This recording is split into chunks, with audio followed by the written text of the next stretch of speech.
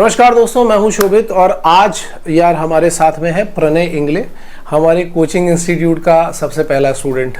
ऐसे बोल सकते हैं कि हाँ, मतलब सबसे पहला स्टूडेंट बोल सकते हैं लास्ट ईयर का, मतलब कोचिंग इंस्टीट्यूट का नहीं, लास्ट ईयर वाले बैच का सबसे पहला स्टूडेंट यही था। लास्ट ईयर जब हमने इस समय में बैच स्टार्ट किया था तो क्लास में केवल 3-4 बच्चे ही थे, जिनमें से पहला बच्चा ये था जो वहाँ पे बैठा हुआ था।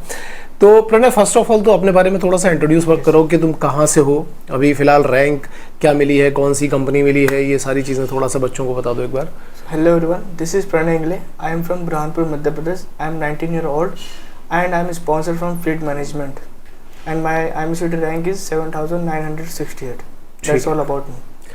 सो प्रणय का वैसे इंटरव्यू तुम लोगों ने पहले देखा होगा यार, मैं एक बार डाल भी दूंगा आई बटन पे, तो तुम प्रणय का इंटरव्यू भी देख सकते हो। और काफ़ी अच्छी हम लोगों ने प्रिपरेशन करी थी, ठीक है। और वैसे भी प्रणय का हम लोगों ने एक स्पेशल नाम रखा हुआ था, इसका नाम था डेविड गॉगिंस। जनरली लोग इसको गॉगिंस ही बुलाते थे, क्योंकि एक बुक क्लास में मैंने सबको सजेस्ट करी थी पढ़ने के लिए, जिसका नाम था can't hurt me by David Goggins.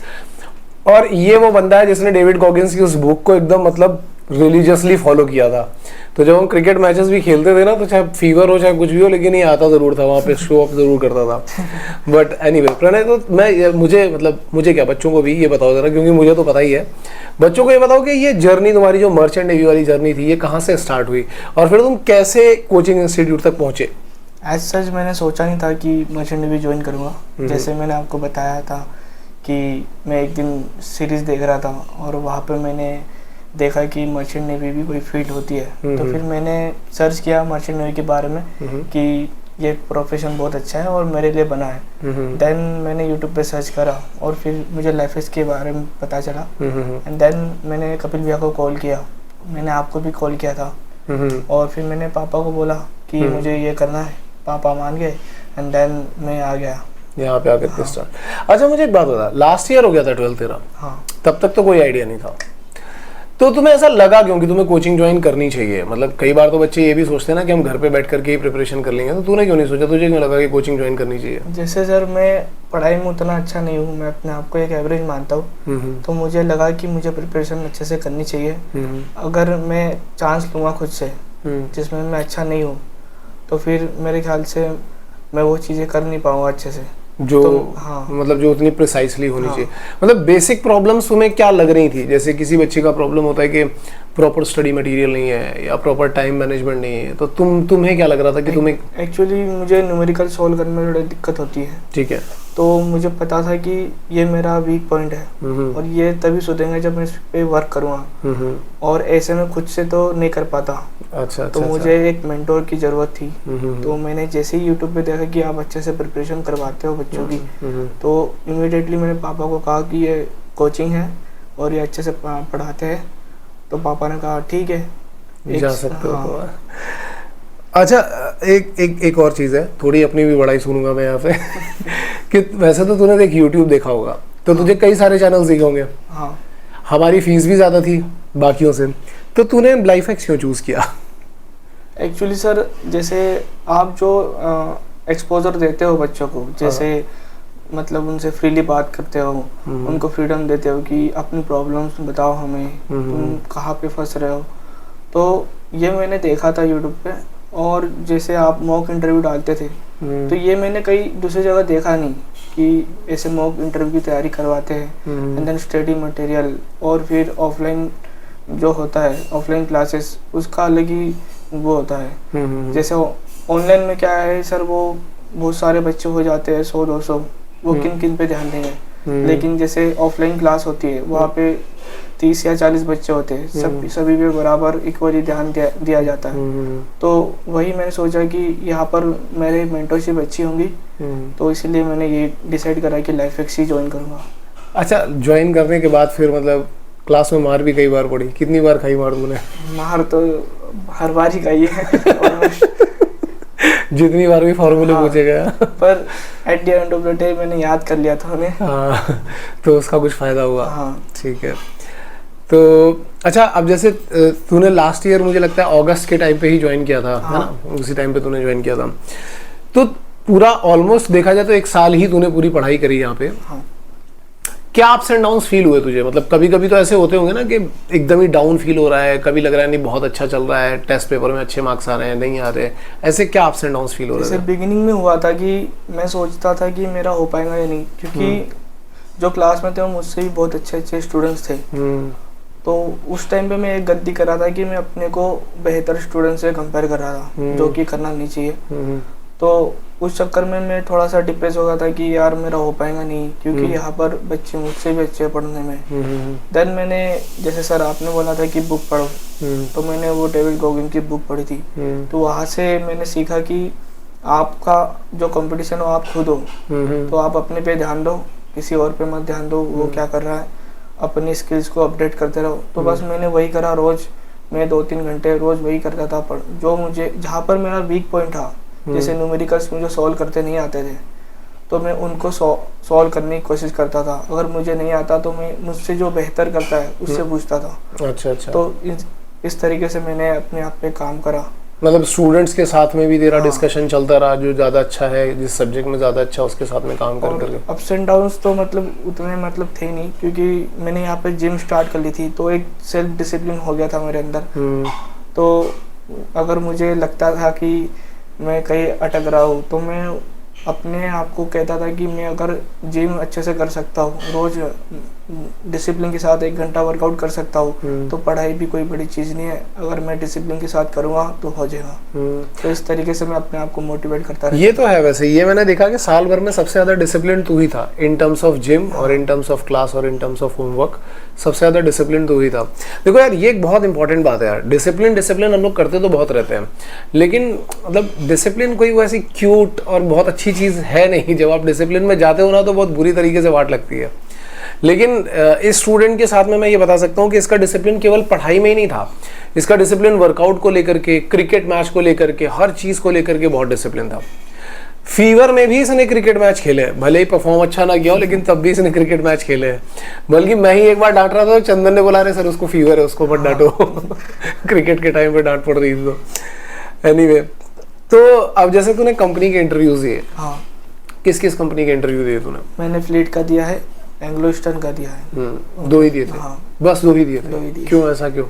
क्योंकि सर जैसे अप्रैल मंथ में मेरे 2 इंटरव्यू थे, तो मुझे उतना श्योर हो गया था मैं कि मेरी प्रिपरेशन उतनी अच्छी हो गई थी कि मुझे 100% श्योर था कि दोनों में से कोई एक कंपनी में मेरा हो जाएगा। ठीक है। अगर बाई चांस नहीं होता है तो मेरे पास आगे और चांस थे, तो मैं उनके लिए वेट कर रहा था। अगर नहीं होता है तो मैं अगली कंपनी के लिए जाता, लेकिन मेरा हो गया। तो एंग्लो में जब तेरा नहीं हुआ, एंग्लो में तेरा क्यों नहीं हुआ था ये बता। अच्छा, एंग्लो में सर जैसे मैंने बताया मेरा मैथ्स उतना अच्छा नहीं है, और ऐसे राइटिंग में भी मैंने थोड़ा गड़बड़ कर दिया था। तो आई थिंक ये 2 रीजंस के कारण मेरा नहीं हो पाया। ठीक है। लेकिन तो पहले तूने फ्लीट का दिया था कि पहले एंग्लो का? पहले मैंने फ्लीट का दिया था। हाँ। और जब एंग्लो का मेरा इंटरव्यू था तब मेरा बर्थडे भी था उस दिन। हाँ। तो एक डिसअपॉइंटमेंट थी, लेकिन मेरे पास स्पॉन्सरशिप थी तो मैं इतना रिग्रेट नहीं हुआ मेरे को। क्योंकि तेरे पास फ्लीट की ऑलरेडी आ चुकी थी। क्योंकि वो फ्लीट भी अच्छी कंपनी है। ऑफ कोर्स बहुत अच्छी कंपनी है फ्लीट यार। मुझे लग रहा है इस समय एंग्लो से ज़्यादा अच्छा पैकेज भी दे रही है, और शायद वेटिंग पीरियड भी उससे कम ही चल रहा है। तो ऑफ कोर्स मैं सजेस्ट करूंगा कि जिनको मतलब फ्लीट मैनेजमेंट मिल रही है वो एंग्लो को के पहले वहाँ पे भी जा सकते हैं। तो लेकिन तेरा ये था कि पहले फ्लीट मैनेजमेंट निकल चुका था, तो बर्थडे वाले दिन भले ही एंग्लो में नहीं हुआ, but still you are happy. हाँ। फ्लीट के लिए तो इतना श्योर कैसे हो गया था कि एक बार में ही निकाल देंगे? मतलब इनिशियली तो तेरी कंडीशन ये थी कि तू खुद बोल रहा है कि मैं एवरेज स्टूडेंट था, कई बच्चे मेरे से आगे थे, फिर फ्लीट के लिए तू कैसे इतना श्योर हो गया? क्योंकि सर मैंने प्रिपरेशन ही उसी हिसाब से करी थी। जैसे मैंने रीटा मैम को बहुत सारे इंटरव्यू दिए, आपको दिए थे, तो मैं कॉन्फिडेंट हो गया था कि मेरा हो जाएगा। अगर नहीं भी होता है तो मेरा किसी न किसी कंपनी में हो जाएगा। तो प्रिपरेशन मैंने इंटरव्यू के लिए तो काफ़ी अच्छे तरीके से कर रखी थी। भले ही मैं थोड़ा जो प्रॉब्लम सॉल्विंग क्वेश्चन है उसमें मैं वीक हूँ, लेकिन मैंने इंटरव्यू वाले जो पॉइंट है जो इस एरिया में मैं अपने आप को अच्छे से कर लिया था। मतलब डेली 2 घंटे में इंटरव्यू को देता था। अच्छा, इंटरव्यू प्रिपरेशन तूने काफ़ी स्ट्रॉन्ग कर रखी है। मैंने 2-3 महीने बस वही इंटरव्यू को ही अच्छे से कर रखा था, क्योंकि एग्ज़ाम तो आपका क्लियर हो ही जाता है कैसे न कैसे, लेकिन एक इंटरव्यू होता है जो आपको उस इंसान से, जो कैप्टन बैठे होते हैं उनसे इंटरेक्ट करके देना पड़ता है, तो वहाँ पे कॉन्फिडेंस की जरूरत होती है। और वो हाँ, रिटर्न तो खैर इजी होता है, रिटर्न उतना डिफिकल्ट नहीं होता है, तो मेनली इंटरव्यू ही रहता है। तो देखो यार, एक बहुत इंपॉर्टेंट चीज़ पता है क्या है, अगर तुम इस इंसान की जर्नी देखोगे ना, तो इसकी जर्नी में सबसे इंपॉर्टेंट चीज़ ये रही है कि ये एवरेज था, थोड़ा डिप्रेस भी हुआ, शुरू में ये भी दिखाई पड़ा कि हाँ यार बच्चे बहुत अच्छे हैं मेरे से, मैं इनको कैसे compete करूंगा।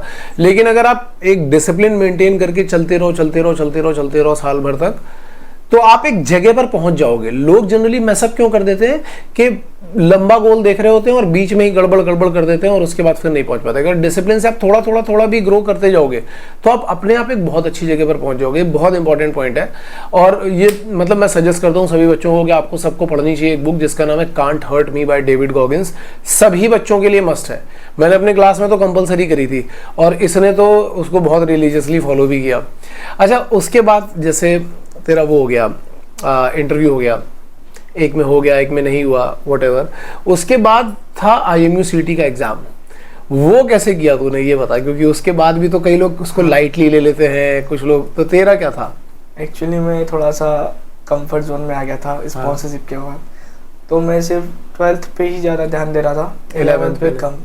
तो एक्चुअली हुआ यूँ कि 12th मैंने अच्छे से कर लिया था, लेकिन एग्ज़ाम में 11th भी आ गई थी, तो उस चक्कर में मेरा जो रैंक है थोड़ा सा गड़बड़ हो गया। एक्सपेक्ट कर रहा था 4K तक आ जाएगा, लेकिन 8K तक आया था। अच्छा, तो ये देखो, ये भी एक बहुत इंपॉर्टेंट पॉइंट है यार। हर बार क्या होता है, मैं ये बच्चों को यूट्यूब पे बोलता ही रहता हूँ, हर बार बोलता हूँ कि भाई लास्ट ईयर जरूर ऐसा पैटर्न आया था, लेकिन नेक्स्ट ईयर के लिए रेडी रहना। लास्ट ईयर ऐसा आया था, तो होता है कि पिछले 2 साल से 12th का पोर्शन ज्यादा आ रहा था। इनको भी मैंने क्लास में कई बार बोला था, लेकिन जैसे थोड़ी बहुत गड़बड़ करोगे तो वो आपके रिजल्ट में रिफ्लेक्ट हो ही जाएगी, उस पर अपन कुछ नहीं कर सकते हैं। तो वो इसके रिजल्ट में भी रिफ्लेक्ट हुई है। अच्छा, अब जैसे तूने इस बार का एग्जाम दिया, इस बार का एग्जाम लास्ट ईयर से तो टफ ही था, मतलब जो प्रीवियस पेपर हमने क्लास में किए थे उससे तो डिफिकल्ट था, और कंपटीशन भी बढ़ गया है। तेरा सजेशन क्या सभी बच्चों के लिए जो अब तैयारी करने के लिए आ रहे हैं, उनका क्या माइंडसेट होना चाहिए, क्या सोच करके आए, क्या अपॉर्चुनिटीज है, तू क्या सजेस्ट करेगा? अगर तेरी फैमिली मेंबर होंगे तो तू क्या सजेस्ट करेगा? मैं तो सजेस्ट ये करूँगा कि एक तो आपका PCM अच्छा होना चाहिए, और आपका जो 11-12 का जो बेसिक है वो सबसे अच्छा होना चाहिए, पूरा क्लियर। एक भी आपको चीज़ आनी, सब हर तरीके की चीज़ आपको आनी चाहिए, मतलब छोटे छोटे कॉन्सेप्ट सारे आने चाहिए, और स्पोकन इंग्लिश आपकी अच्छी होनी चाहिए। और सबसे बड़ी बात डिसिप्लिन। अगर आप डिसिप्लिन नहीं रखेंगे तो जो जिसको नहीं भी आता है और अगर वो डिसिप्लिन के साथ चीज़ें कर रहा है तो वो आगे निकल जाएगा, भले ही आप में कितना भी टैलेंट हो। अगर डिसिप्लिन नहीं है तो आप लूज कर दोगे। तो वो एक चीज़ मैंने यहाँ पर सीखी है कि डिसिप्लिन सबसे बड़ी चीज़ होती है। आपसे बहुत सारे लोग अच्छे होंगे, लेकिन एक ही चीज़ उनको बीट कर सकती है, वो है आपका डिसिप्लिन। तो डिसिप्लिन मेंटेन करना ज़रूरी है। That is good, that is the most important message of this video. Discipline से अगर आप काम करते रहोगे, आप घर पे काम करो, किसी कोचिंग इंस्टीट्यूट में बैठ करके काम करो, आप लाइब्रेरी में बैठ करके काम करो, डिसिप्लिन होना बहुत ज़्यादा ज़रूरी है। अगर आप डिसिप्लिन से काम करते रहोगे तो डेफिनेटली ग्रो करोगे। अच्छा हाँ, एक चीज़ और, तूने कुछ ओथ ली थी ना, कि हाँ। क्या थी वो ओथ्स? मतलब मुझे अभी थोड़ी देर पहले ही तूने बताया, लेकिन फिर भी एक बार बच्चों को भी बता दे कि तूने क्या ओथ्स ली थी और किस चीज़ के लिए ली? मैंने जैसे स्पॉन्सरशिप जब तक मुझे ना मिले, मैंने 2-3 चीज़ों को बंद कर रखा था, जैसे इंस्टाग्राम, देन मैंने जो मुझे अच्छा लगता है खाने में चिकन, वो बंद कर दिया था। और मैंने सोचा था कि मैं हर दिन जैसे मतलब फ्रेश होने के बाद रोज़ मैं मंदिर जाऊँ। तो ये कॉन्स्टेंटली मैंने ये चीज़ें करी। और जैसे डिसिप्लिन, वो मेरे साथ रहा ही नहीं कभी भी। 11-12 में कभी रहा नहीं, ना मैं जिम में रहा ना किसी भी चीज़ में। तो यहाँ आने से पहले मैंने अपने आप को कहा कि यहाँ पर 1 साल का टाइम है मेरे पास अपने आप को साबित करने का। और इस बार मैंने अच्छे से डिसिप्लिन के साथ जिम भी करी, पढ़ाई भी करी, और मेरी स्पोकन इंग्लिश उतनी अच्छी नहीं थी, वो भी ठीक करी। तो ओवरऑल मैंने हर चीज़ में अपने आप को अपग्रेड किया, मेरी स्किल्स मैंने बढ़ाई। मेरा जो जैसे मैं लोगों से बात नहीं कर पाता था, उनसे अच्छे से ओपन अप नहीं हो पाता था, अब मेरे साथ वो चीज़ नहीं होती है। अब मैं कॉन्फिडेंटली उनसे बात कर सकता हूँ। मतलब मैं थोड़ा इंट्रोवर्ट टाइप का हूँ। हाँ, इंट्रोवर्ट ही है तू, टाइप का नहीं है, कम्प्लीटली इंट्रोवर्ट है। क्योंकि मुझे अच्छी तरीके से याद है जब हम लोग पहले मैच खेलने गए थे, शुरू में तो मुझे क्लास में तेरा नाम ही नहीं याद था बहुत दिनों तक। फिर जब हम लोगों ने मैच खेलना शुरू किया था तब भी तू चुपचाप ही रहता था, तेरी बातें चंदन बोलता था करके कि सर आप उसको टीम में क्यों नहीं ले रहे हो, वो आपकी टीम से खेलना चाहता है, ये सब चीज़ें शुरू में बताई थी मुझे। बट अभी तो काफ़ी ओपन अप हो गया, तो अभी काफ़ी बात करने लगा। सो यार ये सब चीज़ें बहुत इंपॉर्टेंट है। देखो ये जो एक्सपीरियंस है ना, अगर आप इससे कुछ सीख पाओगे तो डेफिनेटली आपको अपनी लाइफ में बहुत सारे बेनिफिट्स मिलने वाले हैं। And thanks a lot Pranay for being here and sharing your experience with all the students, and congratulations for your selection in fleet management. Thank you, sir. And all the best for your future. Thank you, sir. Okay.